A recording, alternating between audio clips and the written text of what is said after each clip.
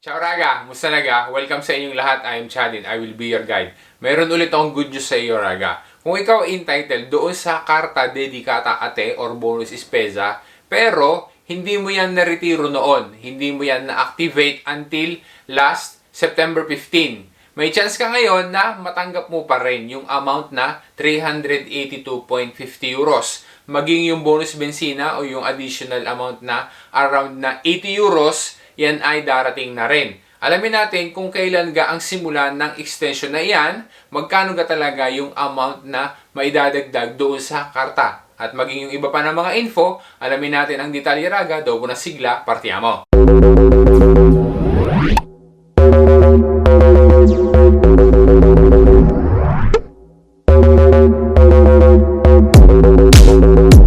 Kung ikaw ay solid Raga, marahil ay nakita mo aring aking FB story na are regarding sa Carta Dedicata Ate. Kaya ngayon sa vlog na are ay lilinawin natin, ididetalye natin ang tungkol diyan. Mag-review muna tayo ng kaunti ha. Ang Carta Dedicata Ate o yung tinatawag din ng iba na bonus espesa, yan ay ibinibigay doon sa mga pamilya na mayroong IZE na mas mababa sa 15,000 euros. Pero hindi lang yan ang batayan dahil priority yung mga pamilya na mayroong at least 3 members tapos ay mayroong minoreni. Ang una na prayo ay yung mga pamilya na mayroong anak na ipinanganak until December 31, 2009. Tapos, ang pangalawa na priority, yung mga pamilya na mayroon namang anak na ipinanganak until December 31, 2005. Tapos ay saka pa ipa-priority yung mga pamilya na mayroong at least 3 members. Samantalang, hindi naman pwede na makatanggap yung mga pamilya na kung saan ay mayroong member ng kanilang pamilya na nakakatanggap ng ibang tulong, gaya ng Reddito di Cittadinanza, ng NASPI or Disoccupazione, o baka mayroong nakakasa integrazione, etc. Hindi po pwede na makatanggap ng Carta Dedicata Ate. Alam natin, ang Carta Dedicata Ate, yan ay hindi na kailangan pa na-applyan. Hindi mo kailangan magdumanda. Walang application na gagawin. Ang mangyayari, yung data ni IMPS tungkol doon sa mga IZE, yan ang magiging basihan. Tapos ay yung record nila, ibibigay nila sa mga komune. Tapos yung komune, sila naman ang pipili kung sino yung mga bibigyan nila, kung sino yung mga makakasama doon sa mga beneficiaries na mga residente doon sa nasabing komune. Very limited laang yung mga pamilya na mabibigyan ng Carta Dedicata Ate. Kaya kahit na marami ang qualified,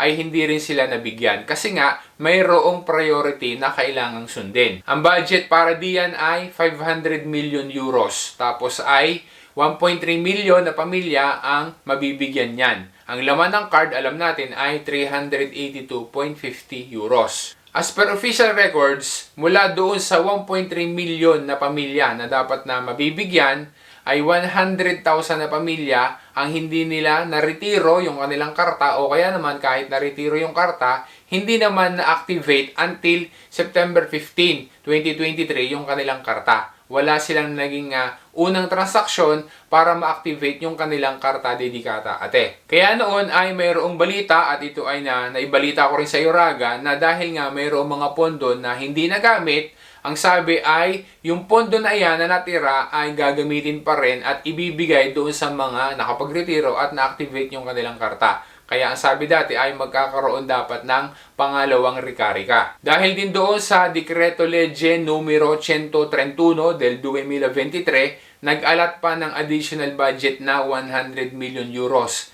para sa Carta Dedicata Ate, at yan ay yung tinatawag na bonus bensina ng ibibigay na amount ang ilalagay doon sa karta ay around 80 euros. Ngayon Raga ay babanggitin ko sa iyo, ididetalye ko sa iyo yung latest na update regarding sa Carta Dedicata Ate.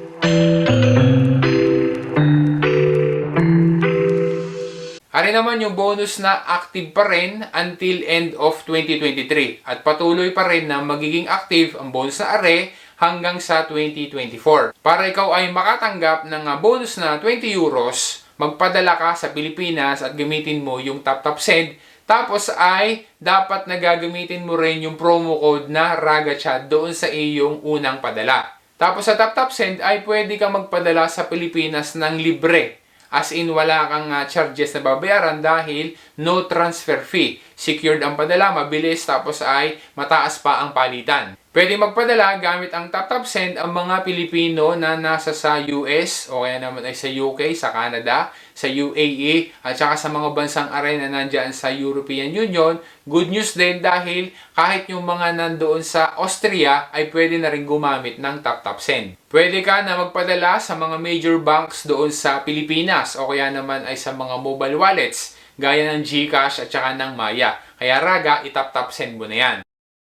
Ari na yung good news Raga dahil after na mapublish yung Dekreto Interministeriale ng MASAF, MIMIT, MEF ay magkakaroon ng additional na 100 million euros. Kaya mula doon sa original budget na 500 million euros, magiging 600 million euros na. As per announcement ni Ministero Francesco Lollobrigida ng Agrikultura, Sovranità Alimentare e Foreste, yung mga pamilya na hindi na naretiro yung kanilang karta dedikata ate o kaya naman ay naretiro pero hindi na-activate until September 15 dahil hindi sila nagkaroon ng at least isang transaksyon, ngayon ay mayroon silang chance na gawin yan dahil nga nang na-extend yung activation ng karta. Kaya ang mangyayari ngayon mula sa date na December 15, 2023 ay may chance pa na maretiro yung mga pamilya na hindi na-retiro nila yung kanilang karta dedikata ate at pwede na i-activate until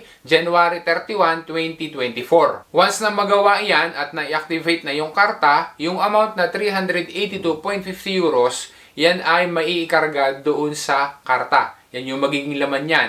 Plus, mayroon pang additional amount na 77.20 euros na yan naman ay galing doon sa additional budget na 100 million euros. Ngayon, ang karta dedikata ate, yung laman yan, kung magkano man yung magiging amount, yan ay pwede na ipambili hindi lang ng espesa, kundi pati na rin pambili ng karburante. Kaya kung ikaw ay kasama doon sa hindi naretiro yung kanyang karta dedikata ate, o kaya naman ay baka naretiro nga yung karta dedikata ate pero hindi naman nakaabot doon sa deadline na September 15 para ma-activate yung card, alora, ngayon ay mayroon kang chance na maretiro yan at ma-activate yan para matanggap mo yung bonus na para sa iyo. Salamat Raga dahil doon sa proroga na inilabas nila. Reminder ulit, ang bawat komune ay mayroong kanya-kanyang graduatorya. Sila ay naglalabas ng kanilang graduatorya. Kaya maigi na, tingnan mo iyon, konsultahin mo para malaman mo kung kasama ka ga o hindi doon sa mga bibigyan ng karta dedikata ate. Example, are yung graduatorya para sa Comune di Milano. Yung link para doon sa mga graduatorya ng iba-ibang mga komune, nilagay ko dyan sa description para i-click mo na lang, makikita mo na yung kanilang graduatorya. Promise ko sa iyo Raga, once na mayroon ulit na update regarding dito sa karta dedikata ate, babalitaan ulit kita. Kaya Raga, ako ay patuloy na nagre-request sa iyo, baka sakali na hindi ka pa nakakapag-subscribe sa akin channel, sana ay mag-subscribe ka na, hit mo na rin yung bell, piliin mo yung all, para na sa gayon ay wala kang mamimiss sa mga videos. At maging din sa aking Facebook page, Chad Will Guide, sana ay ma-follow mo ko diyan. Pwede rin na i-subscribe mo ko diyan para lagi kang magiging updated. Huwag mong kalimutan na mag-thumbs up at importante, malaking tulong mo sa akin Raga kapag na-share mo din sa iba ang aking mga vlogs. Once again, this is Chad and always remember, Chad Will Guide. Grazie Raga, alla prossima!